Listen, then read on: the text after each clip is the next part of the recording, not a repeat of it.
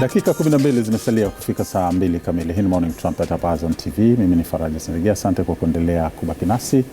Na muhimu sana wakati huu kujifunza haya ambayo tunakuletea sasa. Na nilikudokeza mapema kwamba leo tutakuwa na madaktari bingwa kutoka kitengo cha upasuaji wa mifupa, ubongo na uti wa mgongo pamoja na mishipa MOI kilichoko pale Muhimbili. Na madaktari hawa tuko nao hapa kuzungumzia katika kipindi cha miaka miwili walioweka mikakati, kitu gani kimebadilika, huduma gani zinatolewa, zipi zilikuwepo, zipi zimeboreshwa zaidi, utanufaika vipi katika huduma hii. Nianza kuwatambua kwanza. Daktari Felix Mrita ni daktari bingwa mifupa. Karibu sana. Asante sana. Na Daktari Rutabansibwa ni daktari bingwa wa masuala ya ubongo na mgongo. Karibu sana. Asante sana. Naam. Hebu tuanze kwanza kwa kufahamu MOI kidogo. Maanake huwa kuna mchanganyo kidogo. MOI iko Muhimbili. Saidi nizungumze MOI na maanisha Muhimbili. Sasa na nimeonywa kwamba unapozungumza MOI si maana ya Muhimbili. Tusaidie kidogo. Tuweke sawa hapa. Asante sana ndugu mtangazaji. Ukiongelea Muhimbili, Muhimbili ni complex. Ni complex ambayo ina taasisi mbalimbali. Kwa hiyo pale kuna taasisi ya Muhimbili National Hospital, hospitali ya taifa ya Muhimbili. Kuna chuo kikuu cha tiba za sayansi za afya Muhimbili. Lakini vile vile kuna na Muhimbili Orthopedic Institute ambayo ndo sisi tunapotokea. Lakini sasa hivi vile vile imeongezea tena kuna Jakaya Kikwete Heart Institute. Hizi zote ziko kwenye eneo moja ambayo inaitwa Muhimbili. Kwa hiyo kwa ujumla inakuwa ni kama Muhimbili Complex, lakini ambayo ina vitengo mbalimbali kwa ajili ya kuboresha matibabu zaidi na kurahisisha kupatikana kwa huduma kuliko kuwa katika umbrella moja ambayo labda huduma zimekuwa hazijaboreka zaidi. Kwa hiyo MOI ni kitengo, ni hospitali, MOI ni hospitali. Ni hospitali. MOI ni hospitali ambayo iko kwenye complex ya Muhimbili. Okay. Kwa hiyo unapokuwa unakwenda MOI sio kama unakuwa unaenda Muhimbili National Hospital au unaenda Jakaya Kikwete. Unakuwa unaenda Muhimbili Orthopedic Institute MOI. Lakini hizi hospitali labda tunasema kwamba zinaweza zikawa zinategemeana. Kwa sababu kuna wagonjwa wanaweza kaja ambao huo ugonjwa sisi hatuutibu, lakini tumeweza kutambua kwamba huyo mgonjwa pamoja kwa kwetu, lakini ana tatizo ambalo inabidi kwenda Muhimbili National Hospital. Kwa hiyo tunamtuma kule. Kama mgonjwa amekuja labda na matatizo ya moyo, lakini yeye amekuja labda anaumwa kifua, ambaye anafikia kwamba labda anaumwa mgongo, lakini tukajua kwamba ana matatizo ya moyo, tunampeleka Jakaya Kikwete. Lakini kwa hiyo unaona kwamba kuna uhusiano uliopo kati ya hizi institute tatu ambazo nimeongelea, lakini ziko kwenye complex moja. Na mtu anaweza kaenda kwenye hospitali ya taifa ya Muhimbili, kwa maana ile ni hospitali ya rufaa, na baadaye akatolewa kule akaletwa kwenu kulingana na jinsi watakavyokuwa wamemwangalia, sio? Sawa sawa kabisa. Hizi zote ni tertiary hospital. Hizi zote ni hospitali za rufaa. Zinatibu magonjwa ambayo yako labda juu zaidi ya uwezo wa hospitali zingine ambazo ziko kwenye periphery. Kwa hiyo atakapokuwa amekuwa referred, anaweza kuwa referred moja kwa moja kuja MOI au kwenda Muhimbili, au labda wale wa pembeni wamekuwa wamediagnose kwamba huyu mgonjwa labda tatizo lake liende Muhimbili. Kwa hiyo akifika pale atafika National Hospital, ndo atakuja kuona kwamba hapana, huyu ataenda MOI au huyu ataenda Jakaya Kikwete. Turudi MOI. Dr. Felix, hebu tuambie sasa ndani ya MOI pale mambo gani ambayo mnashughulika nayo hasa? Maana hapa muhimu sana kuelewa, mtu mwenye shida ajua kabisa hii ya MOI. Sasa kwa pale MOI tunashughulika na vitu viwili vikubwa. Kuna magonjwa yanayohusu mifupa, kuanzia ajali, watu waliovunjika, maumivu tu ya viungo, jointi kuulika. Hicho ni kitengo cha mifupa. Kitengo cha mifupa pia kinadili na watu waliopata ajali, kuvunjika uti wa mgongo. Lakini upande mwingine ni wale watu tunadili na wagonjwa ambao wana shida ya ubongo. Labda ubongo umepata uvimbe au umepata ajali, damu imevuja kwenye ubongo, pamoja na mfumo wa fahamu. Sasa utakuta labda mtu amepata ajali, kwenye kichwa kumejaa damu. Kwa hapo MOI kuna kitengo cha wataalamu wanaitwa neurosurgeon. ambao ndio daktari mwenzangu niliongozana naye hapa, wanaweza wakaingia kwenye ubongo wakatoa ile damu, au kama umevunjika mgongo wakaenda wakaufiksi wa mgongo. Kwa hiyo ni vitu, ni almost mwili mzima, kutoa mataya kuanzia kwenye kichwa kushuka na uti wa mgongo, viungo vyote tunadili navyo. Na tunazungumza nanyi hapa kikiwa ni kipindi cha miaka miwili ambacho mlijiwekea cha kufanya maboresho. Labda turudi kwenye chumba chetu cha habari. Moja kati ya habari ambazo tulipata kuzitangaza nilipozungumza na waandishi wa habari kuhusiana na miaka miwili mafanikio, alafu tarejea hapa. Ongezeko la kutibu wagonjwa limetokana na kwanza, serikali imetuwezesha kupata vifaa tiba au vipandikizi, implants ambazo zinatakiwa kutumika katika upasuaji. Kwa mfano, unapofanya upasuaji wa kubadilisha nyonga, kubadilisha goti na upasuaji wa mgongo, ni lazima mtu awekewe vipandikizi, na hivyo vipandikizi vinatoka nje ya nchi, lakini serikali imerahisisha upatikanaji wake, na ndio maana tumeweza kufikia hapa tulipofika. Naam, ni kushukuru sana. Turudi hapa studio. Miongoni mwa mambo ambayo tumekuwa tukiyashuhudia ni ongezeko la ajali, na ambayo kuna wakati fulani tulisikia kwamba Moi watu wa matatizo mifupa wamekuwa wengi sana. Hali ikoje kwa sasa, kabla hatujaenda katika maboresho ambayo yamefanyika? Daktari. Asante sana ndugu mtangazaji. Kwa kweli hali ya ajali ni kubwa sana, na tumepata ajali kutokana na hizi bodaboda kuruhusiwa kubeba abiria. Bodaboda wanabeba abiria, nadhani katika mambo ya usalama barabarani hawayazingatii sana. Kwa hiyo tunapata labda 50% ya wagonjwa ambao wanapata ajali. Zote hizo ambazo aliziongelea mwenzangu hapa, kuanzia ubongo kwenda uti wa mgongo na mifupa yote wanapata kwa ajili ya ajali za pikipiki. Na hapo sasa ndo tunapata ajali zingine ambazo na nasikia ni mass casualty, kwamba labda basi limeanguka, lakini kuna vile vile na ajali ndogo ndogo. Lakini vile vile tunapata watu ambao wanakuwa wamepanda juu ya miti. Tuna minazi mirefu hapa Dar es Salaam, wanakuwa naenda kule labda kuangua nazi au kutoa ile pombe ambayo inatengenezwa kwenye minazi, basi yule mtu anaanguka chini, wanapata maumivu makali sana, ambao wengi sana wote wale tunawapokea sisi. Kwa hiyo kwa hali ya ajali kwa kweli ni jambo ambalo linatusumbua sana, na kwa siku tukapata kuanzia wagonjwa 15-20 ambao wanakuwa ni ajali tu ambazo zimetokana na motor traffic crash, tunasema kutokana na ajali za barabarani. Kwa hiyo ni tatizo kubwa sana. Dr. Felix, hebu turudi sasa kwenye eneo lako. Kitu gani ambacho unaweza kusema kimebadilika katika utendaji wenu?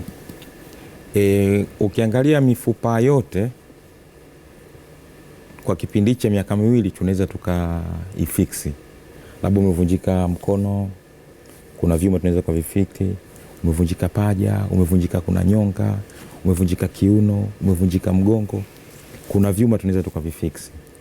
Lakini pamoja na hayo, kuna teknolojia nyingine tumeianzisha kwa kipindi hichi. Kuna wagonjwa wanakuwa wanaumia, labda umeumia goti au tu umeumia kwenye michezo, labda unacheza mpira au unafanya jogging au umeteleza. Ukienda hospitali za kawaida wanakuambia umefanya x-ray, wanakuambia hamna kitu, lakini wewe unaona kuna maumivu. Alafu hilo goti labda haliko stable, maana goti linatengenezwa na vitu vingi. Kuna ligament ambazo zinazifanya liwe stable, na kuna sponge pale katikati ambao ukifanya x-ray ya kawaida huwezi kuiona. Hasa wagonjwa kama hao huwa wanakuja labda ameumia goti. Zamani tulikuwa tunafanya operation kwa kufungua goti, kuingia ndani kurekebisha. Lakini kwa sasa hivi kuna teknolojia ambayo hatufungui hilo goti, ila tunatoboa mashimo madogo kama milimita 2, mashimo mawili. Na katika hayo mashimo tunaingiza kamera ambayo ni ndogo. Hiyo kamera inarusha kwenye screen. Kwa unakuwa unafanya kazi, unaangalia kwenye video. Kupitia tundu lingine unaingiza vifaa. Kwa hizo problem unaweza kazi solve instead ya kulifungua lile goti zima. Na kwa kufanya hivyo sasa improvement inakuwa ni kubwa. Yaani unaweza kaja mgonjwa leo, mkamfanyia kesho, mkamdischarge kesho yake. Hebu nieleze vizuri kama la kufikirika hivi. sio la lina uhalisia ni la uhalisia. Labda kwenye goti, labda wagonjwa wetu wengi wanakuja wana complain labda goti linauma, na linauma zaidi anapopanda ngazi au anapokuwa anashuka ngazi, au goti linauma unapokuwa unachuchumaa, sawa. Au wakati mwingine mtu akitembea kama goti linakwama hivi mpaka litikise tikise likubali. Au wakati mwingine akiwa yani anakuwa anapata discomfort fulani. Sasa hapo tatizo kubwa waga kwenye goti, ndani kuna sponge imekatika. Sasa hiyo sponge kukatika, inabidi kwenda kuirekebisha, na options za kurekebisha unaweza ukashona kama pamekatika, au kama imekatika vingine unaweza kaenda kupa rekebisha, kupa smoothen. Sasa hicho kizamani tulikuwa tunafanya kwa kufungua goti lote, lakini sasa hivi unaweza ukatoboa matundu. Katika hayo matundu unaingiza kamera ndogo, hata peni kubwa. Hiyo ikishaingia ndani inapiga picha live, inarusha kwenye screen.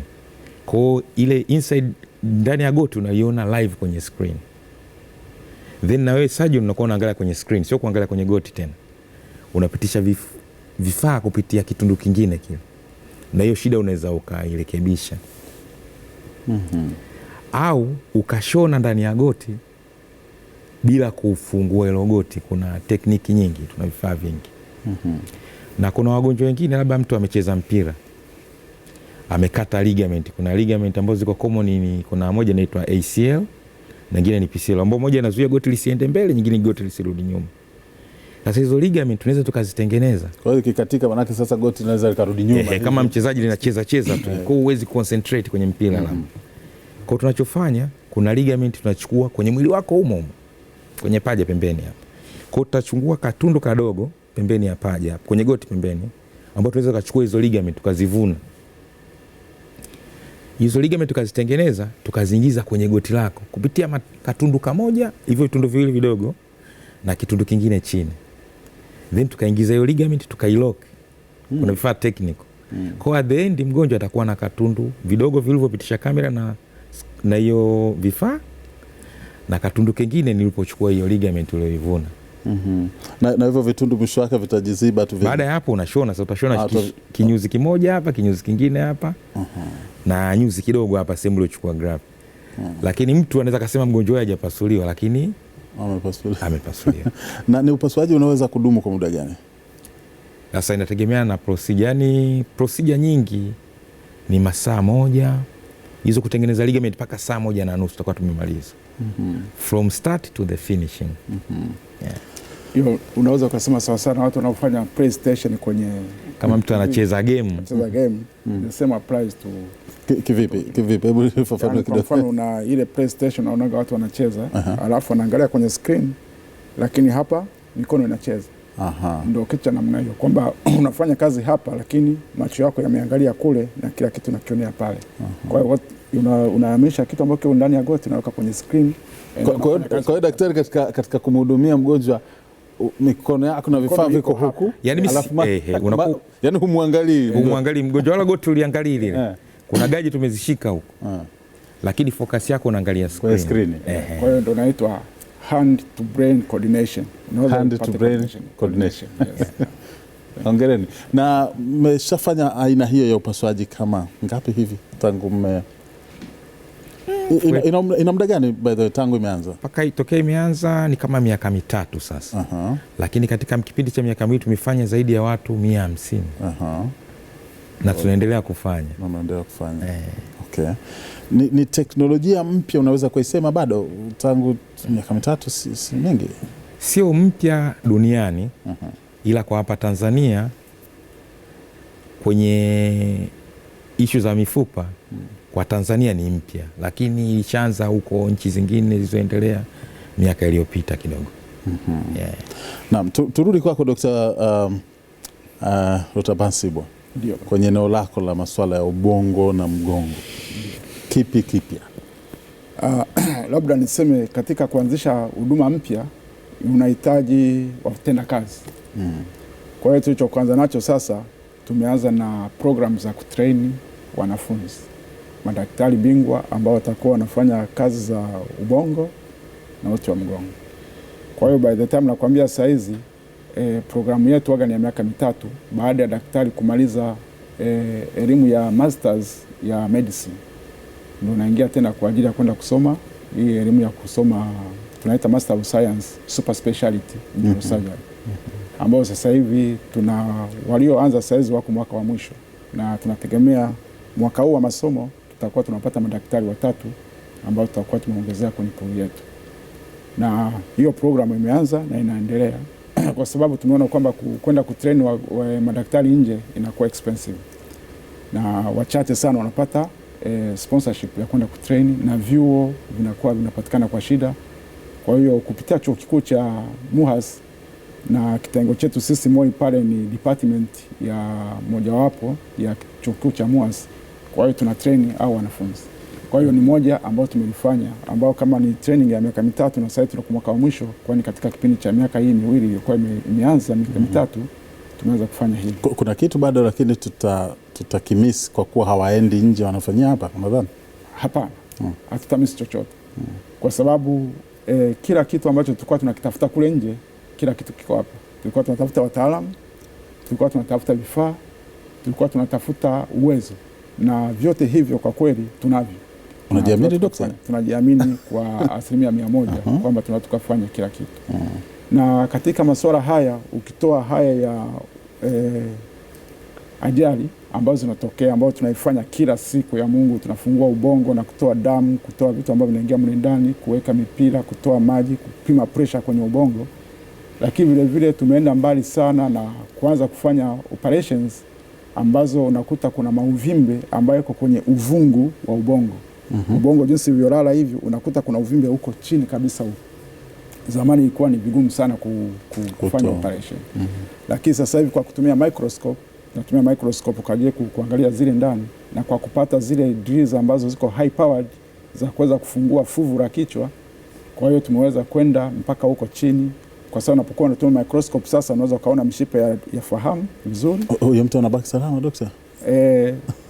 Ni profession mojawapo ambapo unaweza ukamoperate mgonjwa wakati bado anaendelea kuishi na anabaki salama, na akimaliza tuna ICU nzuri sana, na huyo mgonjwa tunampeleka ICU, tunamwangalia kwa uangalizi wa masaa 12 mpaka 24 mpaka 48, and then hawa wagonjwa tukimaliza operation waka tunafanya continuous monitoring kila saa.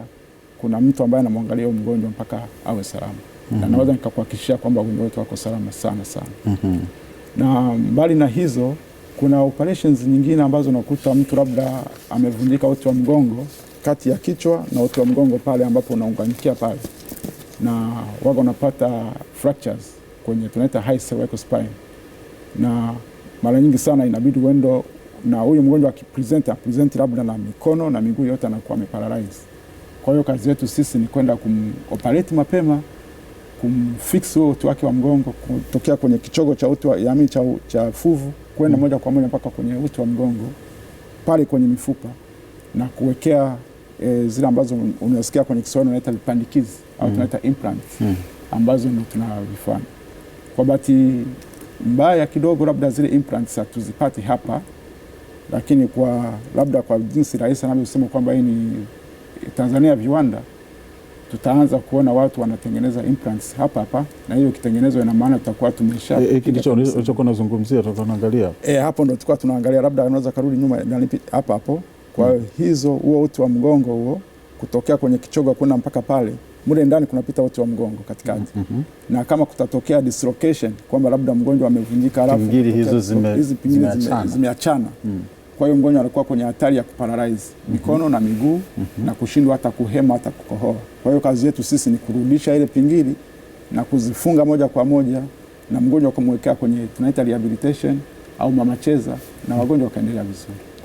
Na anaondoka kwenye hatari ya kupooza. Lakini sasa labda kwa vile tumesema hiki, inabidi tuseme kwamba unajua ajali inapokuwa imetokea, waga wanatokea watu wanaitwa wasamaria wema. Wanakimbia kwenda kumuokoa mgonjwa. Kazi moja ambayo nataka tuseme kwamba mgonjwa anapokuwa amevunjika kama uti wa mgongo hivi, usimguse. Kwa sababu unapokuwa unamgusa kuna kumtoa hivi, unaweza ukaendeleza zaidi kuvunjika kwake. Kwa hiyo ambacho waga tunasema sasa ni kwamba hawa watu inapokuwa imetokea ajali inabidi wawepo kuna watu wanaita paramedics. Watu ambao wanakuwa ready kwenye ajali kwa ajili ya kuokoa watu. Bahati mbaya sana unakuta huyu mtu ametolewa kwenye ajali na unakuta labda alikuwa hajaparalyze, lakini katika process ya kumsaidia mtu kumtoa mle ndani ana paralyze. Na ukiangalia nchi yetu ni kubwa sana, labda saizi tunafikiria sana kuanza kushauri kwamba tupate zile ambulance ambazo tunaita air ambulance. Tupate helikopta ambazo zinakuwa labda kwenye zoni za sehemu nyingi ya Tanzania, kiasi kwamba ajali ikitokea tu inajulikana kwamba labda kuna helikopta iko Dodoma na ajali imetokea Tabora, basi itoke pale kamuokoe yule mtu na paramedics, alafu wamlete hospitalini kwa ajili ya kumfanyia matibabu. Haya matibabu yanafanikiwa sana mgonjwa anapofika hospitalini mapema. Tukisubiri waga kuna kitu tunaita golden hour, lakini tunaita labda bronze week. Sasa unapompata mtu kwenye bronze time mkomo unakuwa umeshachelewa sana. Kwa hiyo tunahitaji ile golden hour ambayo waga mara nyingi sana ni masaa kuanzia saa 1 mpaka masaa 8. Na baada ya hapo labda mgonjwa anakuwa amechelewa, na bahati mbaya wengi wetu tunapata hivi kwa sababu wengine wanatoka mbali. Unapata mgonjwa ametoka Kigoma. Juzi hapa nilikuwa na mgonjwa ametoka Malawi. Amepata ajali Malawi, akaja kutoka Malawi kuja mpaka Msumbiji, mpaka Songea, kutoka Songea mpaka kumleta huku Dar es Salaam. Tumemuona labda alikuwa ameshatimiza karibu wiki 4. Lakini tumoperate na sasa hivi yuko kwenye rehabilitation, anaendelea vizuri. Lakini ukitoka hapo tena tuna matatizo mengine ambayo sio ajali. Sasa unakuta watu wanaumwa mgongo, maumivu ya kiuno, maumivu ya mgongo saizi yanakuwa ni makubwa sana kwenye society yetu sisi. Na unakuta watu wanakuja sana miguu inauma, lakini maumivu yanatoka kwenye kiuno. Na ukija kufanya kipimo kinaitwa MRI, unaziona zile diski zimekandamiza mshipa wa fahamu.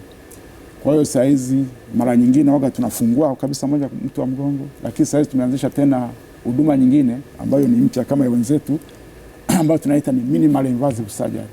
Kwa hiyo unafungua kitundu kidogo, unaweka tube mule ndani kwa kutumia microscope, and then unaweza ukatoa ile na mgonjwa mara nyingi sana anakuja atabaki siku moja hospitalini, alafu kesho yake anarudi nyumbani. Kwa hiyo hizo ni baadhi ya huduma kubwa sana ambazo tunazifanya, na kwa kweli niwahakikishia wananchi kwamba MOI inafanya kila kitu ambacho kinaweza kuwa kinafanyika katika ulimwengu wa nje tunafanya bila kuwa na wasiwasi.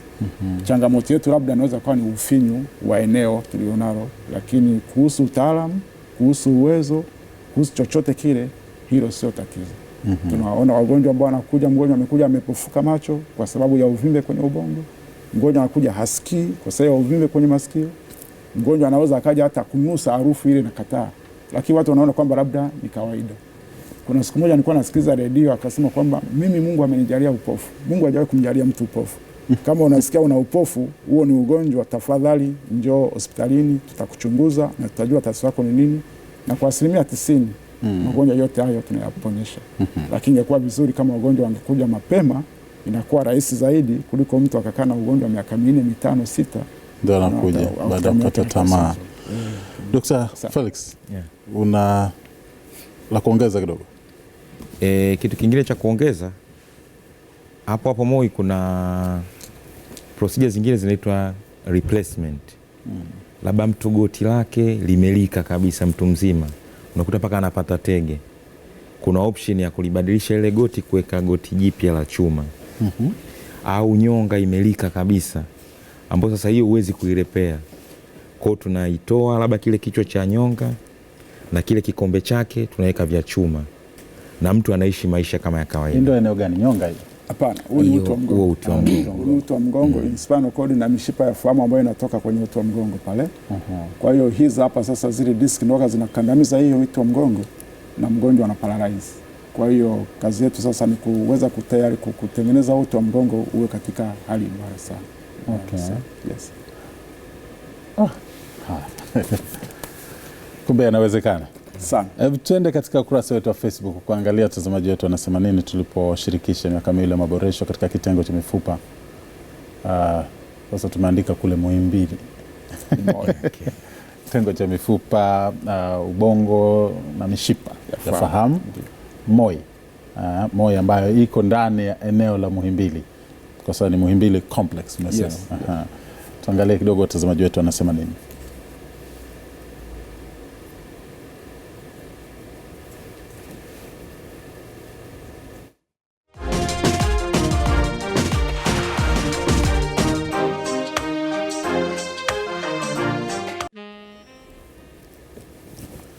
Isaya Sambo mpenda amani huyu wa Dodoma RD anasema nina imani huduma zinaboreshwa siku hadi siku. Ni vyema pia wakanunua viungo bandia pia ili wagonjwa ambao mifupa haiungiki basi wauziwe viungo hivyo kwa bei nafuu.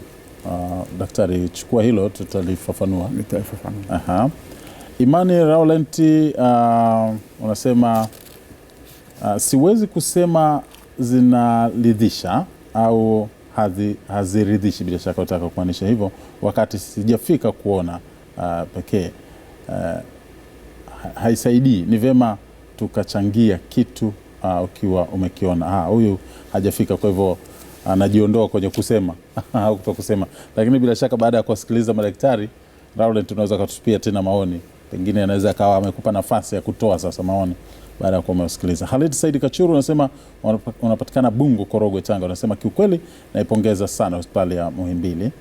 Bila shaka sasa tunazungumzia MOI kwa huduma zake hasa katika kitengo cha mifupa, kwani imeokoa maisha ya watu na pia imerudisha matumaini ya watu kuishi kwa huduma zao bora. Kikubwa tu serikali izidi kuongeza wataalamu wa mifupa ili huduma iboreke zaidi. Hassan na Mangungwe wa mji wa kitalii Mikindani, Mtwara, anasema tunaposikiliza wataalamu wamefikia wapi kwenye utoaji wa huduma, sio wengi hata MOI hapo tupajui. Haya. Watu hawapajui hata MOI kwenye hajapata shida au yuko mbali au hapajui kabisa. Zumbe Shemkai au Mwinjuma Ahmed Shemkai wa Usambara Shop, Dar es Salaam, anasema kila miaka inavyosogea MOI inazidi bila shaka kuboreshwa zaidi, na ingawa changamoto zipo lakini zinapungua kadri siku zinavyosogea mbele. Mapambano mbele daima nyuma mwiko. South Julius Kaulule mtoto wa JK unasema niko Ilambo, tuko pamoja. Ndivyo mlivyomaliza kusema hivyo, nikushukuru sana daktari. Baada ya kusikia maoni, kuna vitu kadhaa ambavyo unaweza ukavitolea ufafanuzi. Asante. Kuhusu viungo bandia, naomba tuwahakikishie wananchi MOI tuna kitengo cha viungo bandia cha kuvitengeneza. Sisi wenyewe tunatengeneza viungo bandia, na inakuwa ni vizuri kwa sababu tunakuwa na mgonjwa. Hao viungo bandia ni wale wagonjwa ambao labda wamekuja, labda amepata mguu umeumia sana kiasi kwamba mishipa ya damu imekuwa imeshaharibika kiasi kwamba sehemu ya mwisho ya mguu haiwezi kufanya kazi, na mgonjwa wote tunamfanyia operation pale na anaenda kwenye kitengo chetu baada ya kupona, and then tunampima kwa vipimo vyetu sisi wenyewe. Kwa hiyo sio kiungo cha kununua nje aje hapa akute ni kikubwa au hakimtoshi. Tunapima kwa vipimo vyetu na tunatengeneza, na tuna wataalamu wazuri sana wa kutengeneza vile viungo. Vinapatikana MOI, vinapatikana na vinafanya kazi, na watu wengi sana wamefaidika navyo. Kwa wale ambao walikuwa hawajui kama viungo vile vipo na vinatengenezwa na vinapatikana pale MOI, kwa tunaita ni customer made. Kwa yeye mwenyewe mgonjwa, inatengenezwa kwa matumizi yako kwako wewe mwenyewe ambao unahitaji ile huduma. Yaani kama unaenda kwa fundi unapimwa pale, unashonewa sawa kabisa, suti yako sawa inakukaa. Ndio. Jana tulikuwa tunazungumza juu ya masuala ya bima ya afya. Dr. Alex, kuna mtu anahisi kwamba ana hofu, na hapa leo tulikuwa tunazungumzia hofu kwamba hili tatizo langu siwezi kwa sababu labda MOI hawatanipokea kwa sababu mimi bima yangu, vitu kama hivyo. Eleza kidogo uhusiano wa huduma zenu na bima. Kwa pale MOI kuna huduma za magrupu mawili, lakini wote tunawapa matibabu sawa. Kuna watu ambao ni kama fast track, labda umekuta wenzako kwenye foleni, wewe una haraka, unataka uonwe haraka, ndio watu wenye bima wanapata priority ya kuonwa haraka na kufanyia operation labda mapema zaidi kidogo. Lakini operation nyingi, karibu zote, bima ya afya ina cover, ambazo bima ziko, kuna NHIF na mifuko mingine mingi tu. Ingawaje sio wengi sana, lakini matibabu almost kila kitu ina cover. Lakini kuna kundi lingine la watu ambao hawana bima na wameumia. Sasa na wenyewe kuna utaratibu wao wa matibabu. Ni kama labda operation labda ya kugharimu labda vifaa vyote mkifunga vinafika mpaka milioni 2, milioni 3. Wenyewe wanaweza kaekewa kwa 2.5 laki. Lakini Sasa hizo hela zinapatikana baada ya hizi hela zingine kupatikana kwenye mifuko mingine, hao waliotibiwa haraka zinakuja kusaidia na wengine ambao hawawezi kutibiwa. Kwa ni hela hiyo inakuwa inazunguka. Labda na kuongezea hapo kwa mwenzangu alipoeleza, sasa hizi katika maboresho tunaona wagonjwa wa aina zote. Kwa kweli hakuna mgonjwa ambaye atakuwa denied huduma. Yeyote ambaye anahitaji huduma aje atibiwe, kwa sababu sisi madaktari tuko kwa ajili ya wagonjwa na wala sio wagonjwa kwa ajili ya madaktari. Lakini katika kusema hivyo, tunaanzisha huduma sasa hivi ambayo iko kwenye pipeline, ambao itakuwa ni huduma za baada ya muda wa kazi, kwamba wale ambao wanalipa wenye bima za afya wanaweza wakafanyiwa baada ya huduma za baada ya muda wa kazi. Na wakati ule wa kazi, wale wananchi ambao labda wako disadvantaged, labda hawana bima, labda wengine ni wa msamaha, wengine wanalipa hela kidogo, wanatibiwa katika huduma hizi. Kwa hiyo utakuja kuungua kwamba hakuna mtu ambaye atakosa huduma. Na hakuna mtu ambaye atahudumiwa haraka kuliko mwingine, kwa sababu wote madaktari na manesi na watu wote wale wanajitolea kufanya muda mrefu zaidi, lakini kwa ajili ya kuwasaidia wananchi wetu. Labda yote tutarajie nini sasa baada ya haya maboresho ambayo tumeyazungumza hapa, Dr. Alex?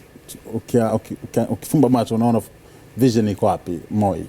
Yani cha kutarajia ni kwamba ukiangalia hata zile referral za wagonjwa kipindi hatujaanza labda upasuaji wa kutumia matundu, wala wagonjwa wote tulikuwa tukiona kliniki tunawaandikia referral. Kwa ashumu labda watu 150 wangeenda wote India kutibiwa, lakini hao wote tunawatibu ndani. Na hizo kubadilisha nyonga, kufiksi mgongo, mwanzo vilikuwa vifanyiki, zote zilikuwa ni referrals. Lakini sasa hivi zote tunazifanya kwa hapa nchini, ambapo nafikiri inapunguza hata ile gharama ya mtu kwenda nje. Ukienda nje utatakiwa uende labda na ndugu zako, lakini hapa utaugua, unatibiwa, unapona hapa na ndugu zako wanakuzunguka. Nafikiri ndio tunachokitarajia zaidi. Kabla tujaenda mapumziko, Dr. Asante. Labda kingine zaidi cha kutarajia sasa hivi, yani tunapokuwa tunafumba macho tunaangalia MOI inaenda wapi, tunatarajia kuona watu wanatoka nje wanakuwa referred kuja kutibiwa MOI. Tunajiita ni Center of Excellence ya Afrika na mara nyingine katika nchi za Ulaya. Tunatarajia hivyo, na ndipo tunapoenda, na kwa kweli tumebakiza kidogo tu kufika hapo, kwamba wagonjwa baada wao sisi kwenda kutibiwa kwao, wao watakuwa nakuja kutibiwa kwetu. Hiyo ndo matarajio yetu. Uwezo tunao kama nilishasema, na kila kitu kipo. Ni kuboresha tu mambo mengine madogo madogo, labda logistics, lakini kila kitu kinawezekana. Naam, nikushukuru. Tunaendelea na Morning Trumpet, tutakwenda mapumziko mafupi. Tutakaporejea tutaagana na daktari hapa ili kuruhusu mambo mengine kuendelea.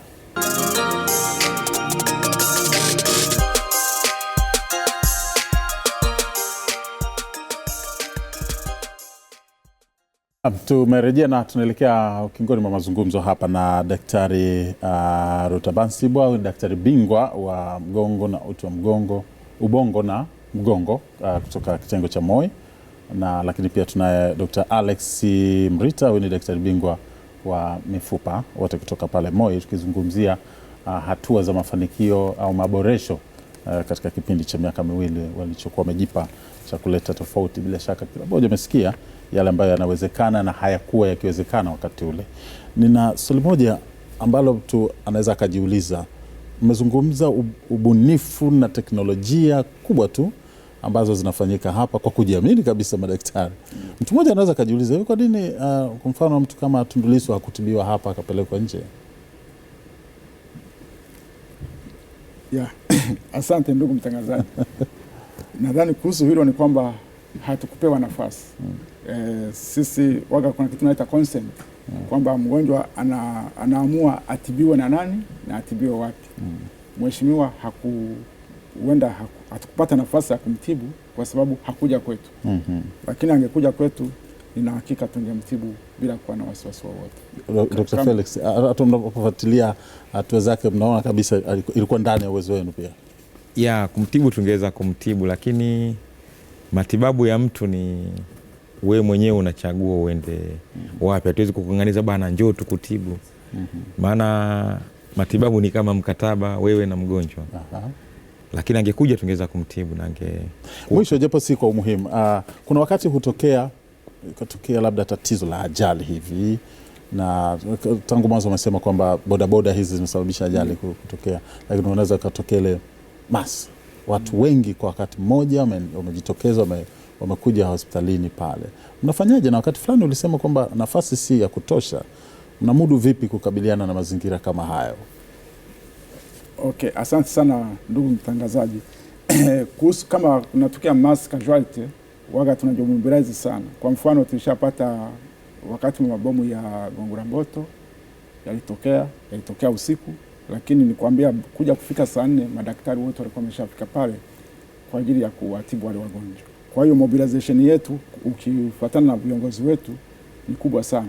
Always kuna watu wako on standby. Lakini vile vile watu wanapokuwa wengi sana, wodi zinakuwa zimefurika, na siku hizi hatutaki kulaza wagonjwa chini. Basi tunajitolea, tunasema tunaita surgical camp.